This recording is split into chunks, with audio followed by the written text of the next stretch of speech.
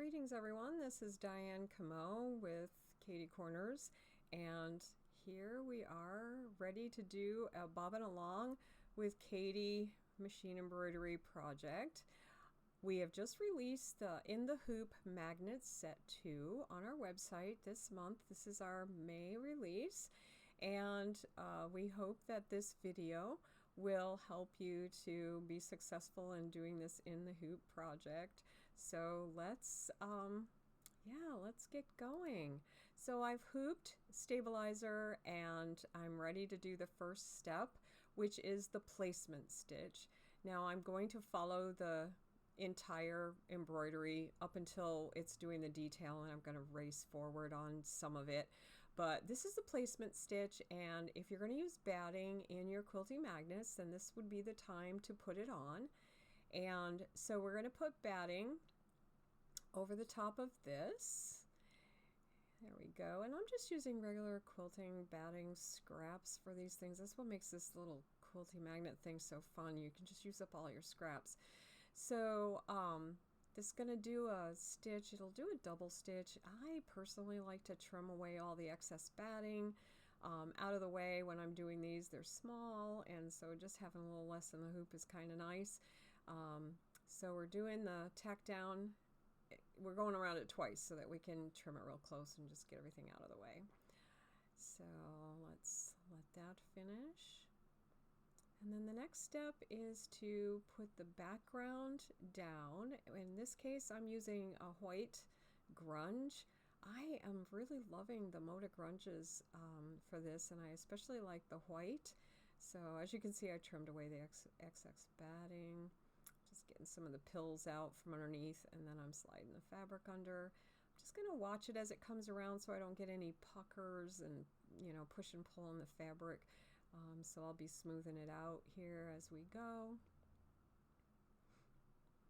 And this is a pretty quick stitch. It's a basting stitch. It's not a real close stitch, so I'm not putting a ton of stitch pile up in the outer portion here at this point.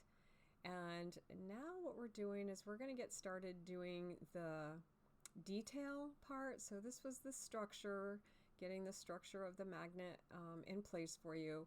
And now we're going to go ahead and I'm going to start doing the background. And I'm going a little fast through it just so we don't have to spend too much time here. Maybe I should back it up just a hair. Hang on just a second. So well, I guess I didn't back up very far. I'm actually at the point where I'm starting the second color. My first color is white. I'm doing red, white, and blue, and trying to get the little threads out of the way. I really try to keep the top of my hoop clear of the little threads that might not go underneath. My brother Luminaire is wonderful about pulling that top thread through to the bottom, but sometimes I have the thread a little long, so it doesn't quite catch underneath, so I like to trim that off. So we're going through, we're doing the red, and let's see, I'm just going to push it through all the way to the end. So it does each section. I'm just going to show you here. It does each section. Now this morning, if you bought your file before like 10:30 Eastern, there was a spot in the in this infinity block right in here, and it had some trims, and that's what I corrected. So I'm sorry I wasn't more careful in getting all the different copies. As you'll notice in your folder, I did the quilting magnets, but I also made this into a patch. So I had a few different places to do corrections and I just forgot. I was actually doing the patch, and now we're doing the magnet, and go figure, there, I forgot. I'm not perfect. Okay, so now we're doing the first envelope closure. So the tick marks are off to one side of center, and if it's, in this case, it is on the left side of center. So you want your fold to line up with the guidelines, and then you want your excess fabric to line up onto the right side of the hoop. So we're gonna kind of go through that. and then I'm gonna tack it down here. Let's see, just gonna guide it through. There we go. I'm guiding it through, and then the next step, and here I'm pointing out that I took a smaller piece of fabric and I was a little worried about it covering everything, so I folded it up. Just make sure if you do that, the short side is on the up side, and now it's going to do the tick marks on the right side of the hoop, so the excess fabric of the envelope closure will go to the left side of the hoop, and we'll tack that down. Let's see, put that in, get that run around, and then the final step is to do the tack down all the way around. I'm ready to do that. We're going to do a final tack down, which actually completes the exact size the block should be. So up until this point, we've pretty much been working outside of this final seam, and then I'm doing a nice strong seam so that when you clip your corners and everything, it won't poke through and you won't have trouble. So you should be okay there. So let's see, we're just about done that. And then I'm going to take this out, and I'm actually going to show you that I'm going to draw a couple lines here for you where I'm going to do some trimming. So now you can see the stitching a little better. I'm going to cut diagonally on the corners once I trim this away, and then where I trim is actually on the inside of that outermost stitching line. So I'm coming inside, that's where I'm going to trim all the way around, and then I'm going to clip the seams. So let's see, yep, now I'm back, and here's what it looks like when I've just kind of done a straight cut on the corners, but I might want to shave those a little bit more just to make that corner less crowded.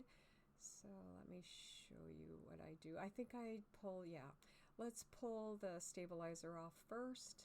And so I'm going to pull that stabilizer off, both the seam allowance and inside. Okay, so my right hand doesn't work as good in these little spaces as my left hand, so there we go. Now we're in business. Sorry about that. Gets a little crazy here. I had a few interruptions, so it is what it is. But we're going to take that stabilizer out. I do keep the stitches fairly small so it comes out pretty easily on that last go around, and it's also one of the reasons why I take and clip inside the outermost stitching, because I know that there's some longer stitches in that area, so I'm just going to cut those off. And now this is how I'm going to angle my scissors just a little bit differently. Not a good place to do it right here, but I don't have cameras all over my sewing area, so I wanted to just kind of cut to the chase and show you one.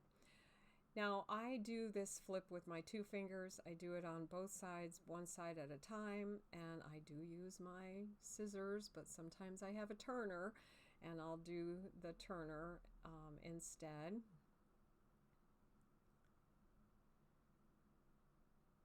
The second side's always a little harder than the first side getting through, so just gets a little stiff in there. So I'm hopeful that I've made it just enough big enough so it's still small and cute, because I think small is cute. And there's a pretty big opening there, so you can get a pretty good sized magnet in there.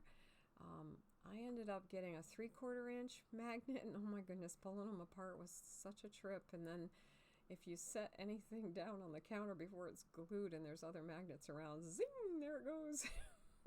All right, so where do I glue? I separate the envelope closure like this, and I'm going to put a nice dab of glue. Gorilla Glue is what I use, hot Gorilla Glue, and then I put the magnet on it, hold it there for a second, really let that glue get into those threads actually. And okay, so I should have ironed this first. I'm just kind of poking it out a little bit.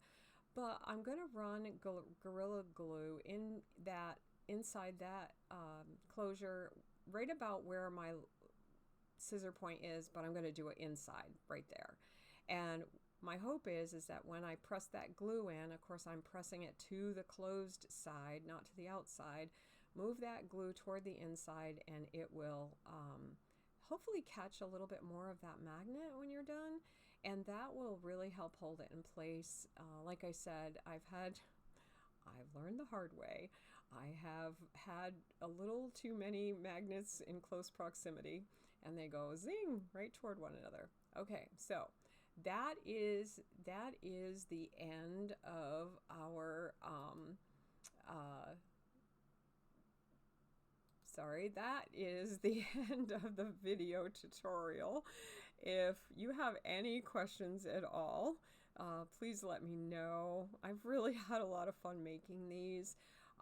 As you know, I've been keeping it a secret for many years that I digitize, but now I'm having fun being in my quasi-retired life, and I just really appreciate all you folks who kind of like the same things I do.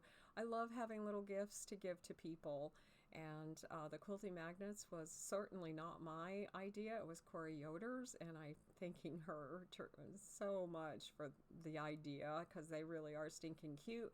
I leave them on my refrigerator and give them to guests that come, and shoppers that come, and people who are picking up their quilts. It's just a lot of fun. And then I will be doing other things. So I'm going to be doing quilt blocks on tea towel toppers, and I have a whole lineup for this year of one release each month.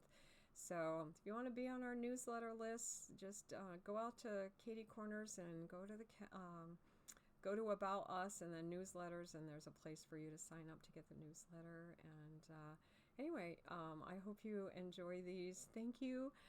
May your bobbin always be full. You know how fast they run out when we're doing machine embroidery. So anyway, leave me a comment. Let me know what you think, if I can do something better. I am just in the beginning stages of trying to set things up, but you know, I wanted you to have something that would make sure you were successful in getting these made. So anyway, thank you. Happy stitching.